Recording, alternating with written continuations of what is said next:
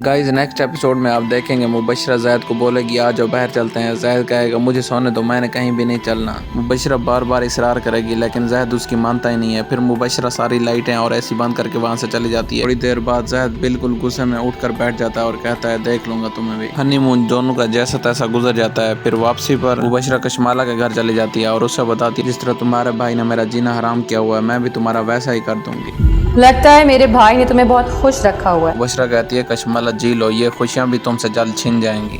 अब जब जब मुझे सजा मिलेगी ना कशमाला तुम्हें भी मिलेगी। मुबशरा वहाँ पर उनकी तस्वीर भी तोड़ देती है जिसमें कशमाला और उसके हस्बैंड की तस्वीर होती है और वो फेंक देती है। जाहिद असल में मुबशरा हर किसी को अपनी उंगली पर नचाना चाहती होती है लेकिन जाहिद ऐसा बिल्कुल भी नहीं है। जाहिद जो भी कर रहा है वो उस लड़की की वजह से कर रहा है। मुबशरा के बाद जो सबसे बड़ा पापी होता है वो जाहिद का बाप होता है जो बहुत ज्यादा इंतशार फैला रहा होता है। ये समझता है जाहिद जो इतना डिस्टर्ब है इसके पीछे उस सारी लड़की का हाल है। उसने एरा की गलती पर उसके भाई को पिटवाया, उसकी सही दुर्गत बनवाई, फिर एरा को जाहिद के दिल से भी निकलवाया और वहाँ से भी नहीं थका। फिर उसने एरा के भाई को भी मरवाया, वहाँ पर उसके सही चोटें लगी, वहाँ से भी नहीं थका। फिर एरा को उसने जॉब से निकलवाया, वहाँ से भी नहीं थका। अब चाहता है कि मैं ऐसी लड़की को बिल्कुल नहीं छोड़ूंगा। अब जाहिद का बाप अकल से इतना पागल हो जाता है वो आए दिन एरा के भाई के ऊपर हमले करवाता रहता है। अब उनकी गाड़ी के शीशे भी तोड़वा दिए हैं उसने। एरा का भाई बाहर देखने आता है तो उसे 2-3 गुंडे आकर धमकाते हैं और फिर वहाँ से चले जाते हैं। सारे फसाद और फितने की जड़ पर रखी है।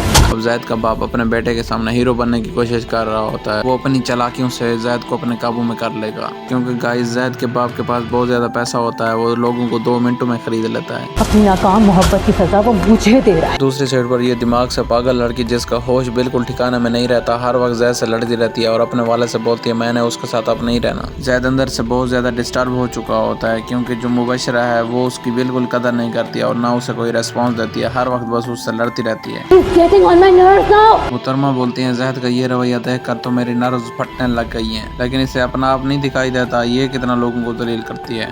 इस एटीट्यूड से तुम्हारी ये शादी नहीं चल सकती। वो बुशरा अपने डैड को कॉल करती है और कहती है डैड मैं जाहिद का ऐसा बिहेवियर बर्दाश्त नहीं कर सकती, मुझे अब उससे नफरत होने लग गई है। आगे से उसका बाप उसे कहता है तुम्हें क्या हो गया है? जाहिद एटीट्यूड से बहुत ज्यादा नफरत करता है। तुम अपना एटीट्यूड काम रखो वो तुम्हारे पीछे भी आएगा।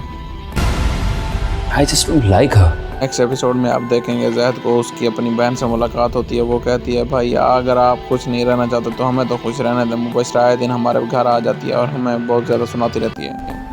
नहीं रह सकता हूँ मैं उसके साथ। आगे से जाहिद बोलता है तुम मेरी बहन हो, तुम मेरी बात समझोगी, मैं तुम्हारा घर भी नहीं तोड़वाना चाहता लेकिन बात ये मैं उसके साथ हाथ रहना ही नहीं चाहता। वो बहुत अजीब लड़की है। तो गाइस नेक्स्ट एपिसोड में देखेंगे आज से फिर से कोई नई चाल चलने वाला है। वो आगे से जाहिद को समझाता है कि मुबशरा के साथ अच्छा बिहेव किया करो। मुबशरा उसके साथ भी अच्छा बिहेव नहीं करती तो वो अगेन से गेम खेलता है और जाहिद को बोलता है तुम्हारी शादी होगी है, तुम कब इस जंगल से बह रहा हो कि मुबशरा का ध्यान क्या करो। अगर आपको हमारी वीडियो अच्छी लगती है तो काइंडली लाइक एंड सब्सक्राइब जरूर किया करें।